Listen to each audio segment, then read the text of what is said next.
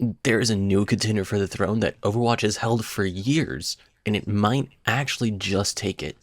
And that game is Marvel Rivals. Let's talk about it.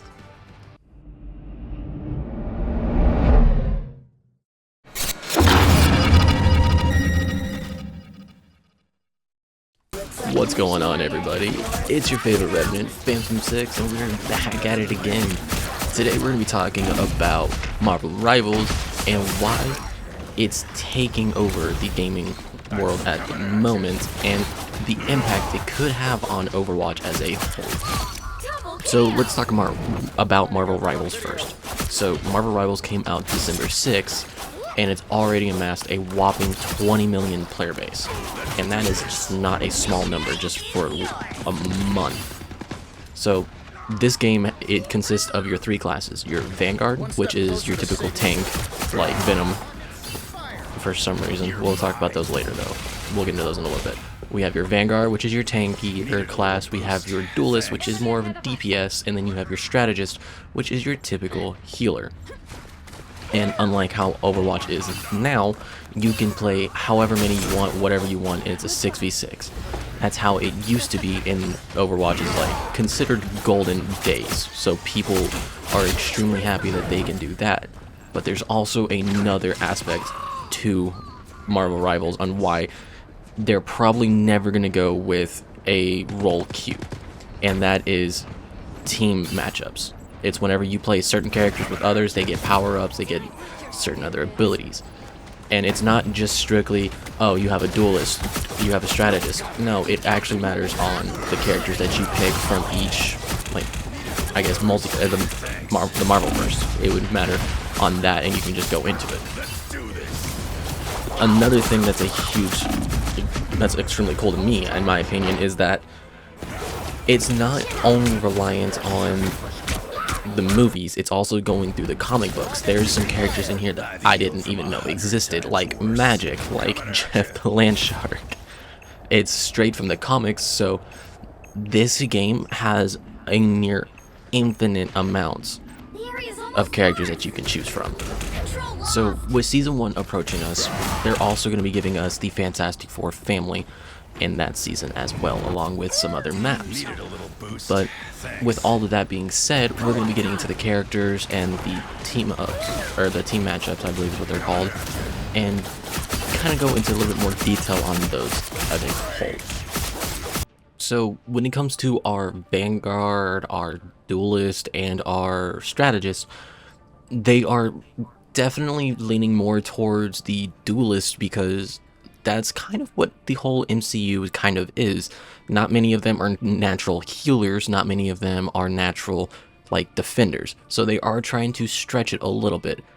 Like, for instance, our Vanguard, we have Groot, which makes sense because in one of the movies, he protects them when the ship crashes. Then we have, like, our typical duelist, like Iron Fist, of course. There's no other way of him being anything else except a duelist. And there's some other characters in there, like they make Rocket a strategist, for instance, which makes sense because in the movies, he's always making gadgets to support his team.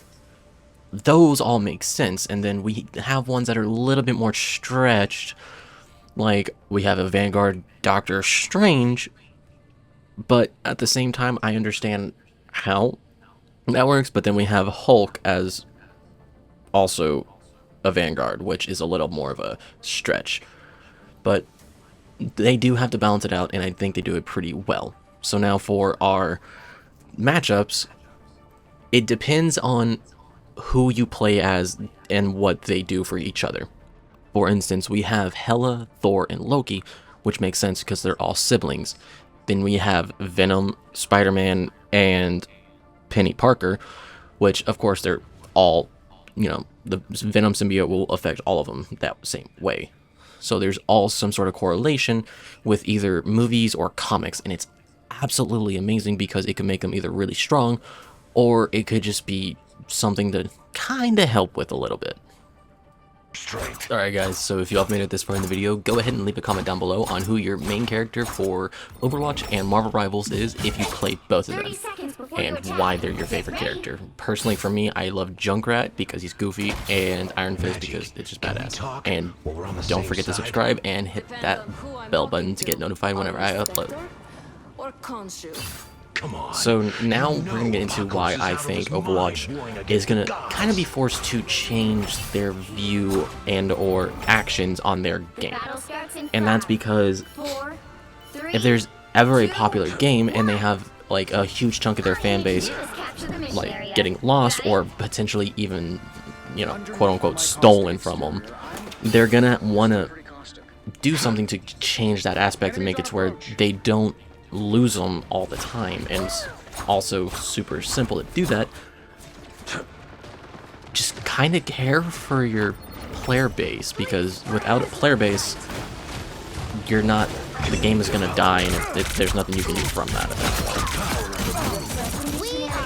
point. And what do I mean by like care for your player base? From an outside perspective on someone who doesn't really play it all that much, it looks like they're just genuinely not giving a rat's ass for y'all. And the reason I say that is because they're not adding in new characters as often as they used to. They released Overwatch 2, but it's just revamping the regular Overwatch to better graphics. That's not really worth a whole other quote-unquote game. Now, for something to do that, like for instance Smite, they released Smite 2 so they can completely overhaul their graphics to Unreal Engine 5 and also introduce some newer gods. That would have been great for Overwatch. And it's not like it's a hard thing for them to come up with newer characters, they just have to brainstorm and kind of get things fixed. Another thing, they need to have more punishments, in my opinion, for counterpicking. It's one thing if you get a counterpick just right off the rip, yeah, it's one thing. But if you're going to have a tank constantly be your tanks constantly changing to counter each other, it just kind of gets rid of the fact of playing better than the other person. It's, oh, this character's already better than me, they get a leg up, and no matter what I do, they're gonna counterpick. It's straight toxicity. And another thing I have noticed is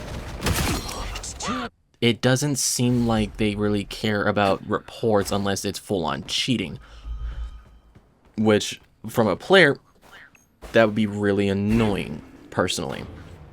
I've been through a few of those instances where it should have for sure been like, okay, they reported, it's something, some sort of action should have been taken on them. With all that being said, do I think Overwatch will forever die because Marvel Rivals is a much better game than it?